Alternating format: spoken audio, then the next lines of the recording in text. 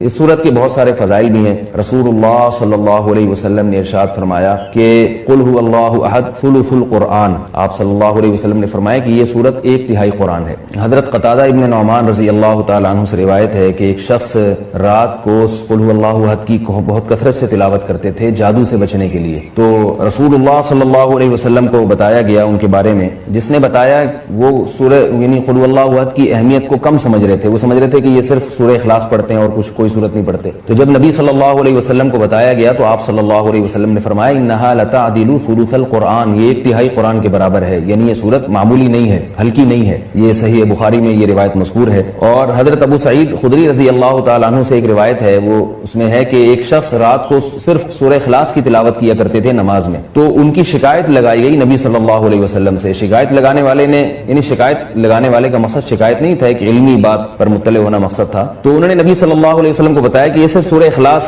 پڑھتے ہیں، یعنی وہ بھی سمجھ رہے تھے کہ یہ تو ایک چھوٹی سی صورت ہے اور بھی قرآن پڑھنا چاہیے۔ تو آپ صلی اللہ علیہ وسلم نے اس موقع پر بھی فرمایا کہ انہا لتعدل ثلث القرآن، فرمایا کہ یہ صورت ایک تہائی قرآن کے برابر ہے، یعنی یہ صورت معمولی صورت نہیں ہے۔ حضرت عائشہ رضی اللہ تعالی عنہا سے روایت ہے کہ آپ صلی اللہ علیہ وسلم جب بستر کی طرف جاتے تو آپ صلی اللہ علیہ وسلم قل هو اللہ احد، قل اعوذ برب الفلق، قل اعوذ برب الناس، یہ تینوں صورتیں پڑھ کے اپنے ہاتھ پہ پھونک مارتے اور اپنا ہاتھ پورے جسم پہ پھیر لیتے۔ یہ اہتمام آپ صلی اللہ علیہ وسلم نے اس وقت فرمایا جب آپ صلی اللہ علیہ وسلم پر جادو ہوا، اس کے بعد آپ صلی اللہ علیہ وسلم کا ہمیشہ یہ معمول رہا ہے۔ یہ بھی صحیح بخاری کی روایت ہے۔ صحیح بخاری کی ایک اور روایت میں ہے کہ حضرت عائشہ رضی اللہ تعالی عنہا فرماتی ہیں کہ ایک مرتبہ رسول اللہ صلی اللہ علیہ وسلم نے جہاد کے لیے ایک لشکر بھیجا، تو اس میں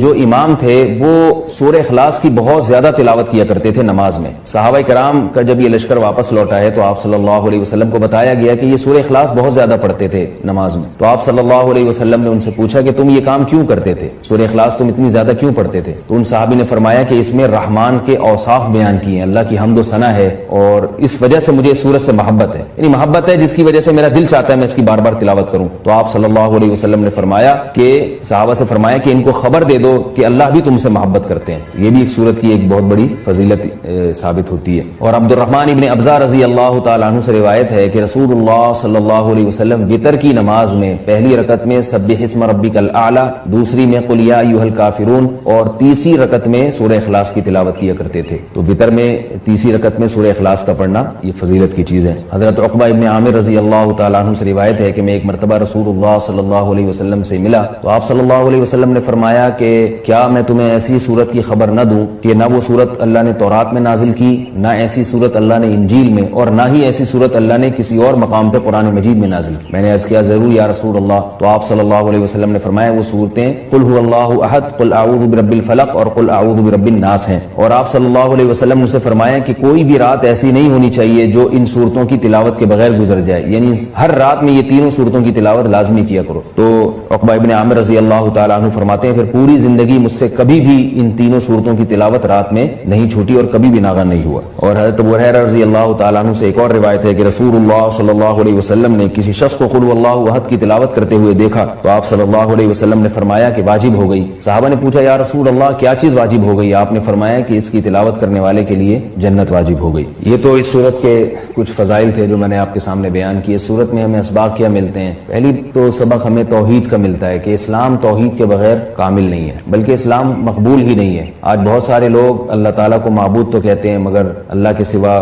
مشکل کشا، حاضر ناظر اور مختار کل ایسے ایسے الفاظ ایجاد کیے ہوئے ہیں جو غیر اللہ پر بھی اس کا اطلاق کرتے ہیں۔ بعض لوگ قبر پرستی کا شکار ہیں، بعض لوگ رسول اللہ صلی اللہ علیہ وسلم کو عالم الغیب کہتے ہیں، حاضر ناظر کہتے ہیں، جبکہ ہمیں اس صورت میں کیا سبق مل رہا ہے کہ اللہ یکتا ہے، اس جیسا کوئی بھی نہیں۔ تو اللہ اگر مشکل کشا ہے، حاجت روا ہے، تو پھر اگر ہم مخلوق کو بھی مشکل کشا اور حاجت روا کہہ دیں تو اس کا مطلب یہ ہوا کہ مخلوق بھی اللہ جیسی ہے۔ اس لیے کہ جو معبود ہے اس کی دو بنیادی صفات ہیں، علم اور قدرت۔ معبود میں دو چیزوں کا ہونا ضروری ہے، یعنی آپ جس کی عبادت کرتے ہیں اس میں دو صفات کا اعلیٰ وجہ الکمال ہونا ضروری ہے۔ ایک یہ کہ اس کی قدرت کامل ہو، وہ جو چاہے کر سکتا ہو، اور اسے اس کا علم کامل ہو، جیسے کہ قرآن مجید میں آتا ہے اللہ الذی خلق السبع سماوات ومن الارض مثلہن یتنزل الامر بینہن لتعلموا ان